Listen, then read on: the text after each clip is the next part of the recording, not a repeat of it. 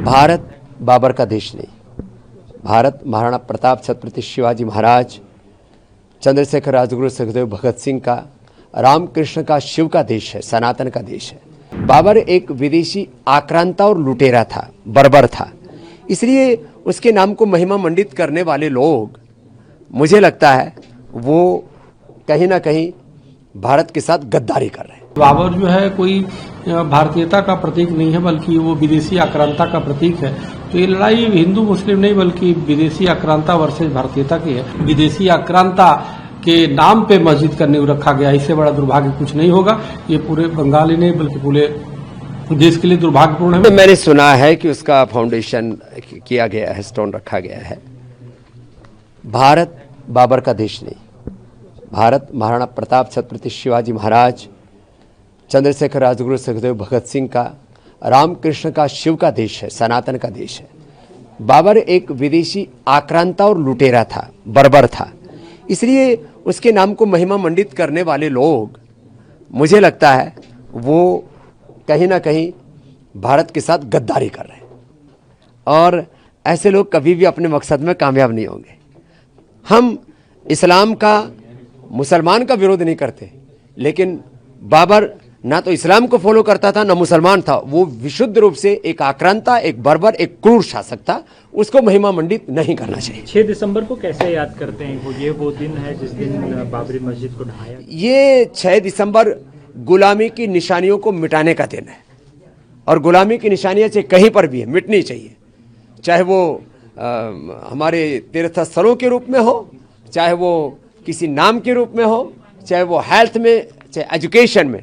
आज शिक्षा की गुलामी चल ही रही है, चिकित्सा की गुलामी भी चल रही है।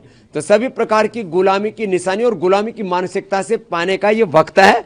और मैं आश्वस्त हूँ, भारत के लोग अब जागरूक हो गए हैं, किसी विदेशी क्रूर आक्रांता को महिमा मंडित नहीं होने देंगे। बंगाल में जो भी हो रहा है यह बड़ा दुर्भाग्यपूर्ण है। बाबर के नाम पे जो मस्जिद का ढांचा तैयार किया जा रहा है और नींव रखा गया है, ये आज अति दुर्भाग्यपूर्ण है, क्योंकि एक तरफ बाबर जो है कोई भारतीयता का प्रतीक नहीं है, बल्कि वो विदेशी आक्रांता का प्रतीक है। तो ये लड़ाई हिंदू मुस्लिम नहीं, बल्कि विदेशी आक्रांता वर्सेस भारतीयता की है। और जिस प्रकार से वहाँ के टीएमसी के निलंबित विधायक ने ये किया है, कहीं न कहीं हमें लगता है कि टीएमसी भी अप्रत्यक्ष रूप से वहाँ की सरकार भी जुड़ी हुई है।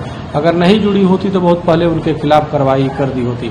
एक दिन में ये मस्जिद जो बाबरी मस्जिद के नाम से नींव रखा गया है, एक दिन में नहीं है ना, बहुत पहले से है। तो वहाँ की मुख्यमंत्री माननीय जो ममता बनर्जी जी हैं, उनको पहले से पता होगा, लेकिन उन्होंने जानबूझ करके इस प्रकार के सगुफे छोड़े हैं कि उसको अलग भी कर दिया और नींव भी रखवा लिया और फिर उसको कोस रही हैं। वो सिर्फ खाने के दांत और दिखाने के अलग होते हैं हाथी के, उसी प्रकार से इन्होंने किया है। लेकिन यह देश के लिए बहुत दुर्भाग्यपूर्ण है कि जो बंगाल कभी राष्ट्रभक्तों का हुआ करता था और अनेक वहाँ से वंदे मातरम की रचना हुई, वहीं से नेताजी सुभाष चंद्र बोस वहीं के थे, स्वामी विवेकानंद वहीं के थे, और उस धरती पे विदेशी आक्रांता के नाम पे मस्जिद का नींव रखा गया, इससे बड़ा दुर्भाग्य कुछ नहीं होगा। ये पूरे बंगाल ही नहीं बल्कि पूरे देश के लिए दुर्भाग्यपूर्ण है। मैं महामहिम राष्ट्रपति जी से आग्रह करता हूं, और मैंने ट्वीट भी मैं किया हूं कि वहां पे किसी भी तरीके से राष्ट्रपति शासन लागू किया जाए पश्चिम बंगाल में, क्योंकि वहां पे कहीं न कहीं सरकार और वहां पे जो कट्टरपंथी है वो चाहते हैं, उनके अंदर कानून का कोई खौफ नहीं है। वो चाहते हैं किसी भी तरीके से हिंदू मुस्लिम मान करके दंगे किया जाए, देश को गजबा हिंद बनाया जाए, इस्लामिक शरिया कानून लागू किया जाए, जो संभव नहीं है। वो संविधान को मानने वाले लोग नहीं है। इसलिए मेरा मानना है वहाँ राष्ट्रपति शासन लागू पश्चिम बंगाल में होना चाहिए। वीके न्यूज, राष्ट्र के नाम।